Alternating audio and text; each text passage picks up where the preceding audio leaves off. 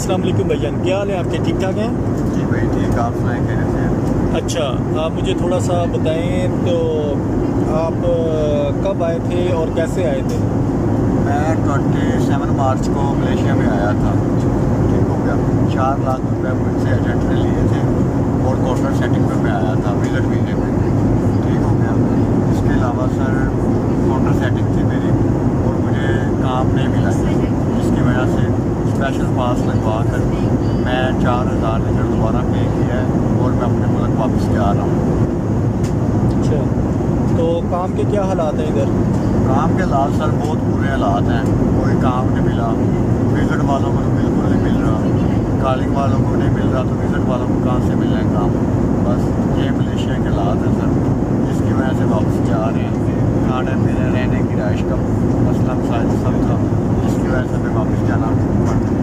आने वाले लोगों को क्या कहते हो? आने वाले लोगों को भाई यही कह सकते हैं, जो अपने गुजरे हैं हम नहीं चाहते किसी भाई के साथ कोई बुरा हो। ठीक हो गया। अगर आपको कोई परमानेंट कॉलिंग पे अप्रूवल है फिर आप आ सकते हैं, वरना विजिट वीज़े पे भाई मेहरबानी करके आप मलेशिया में ना आए। शुक्रिया भाई।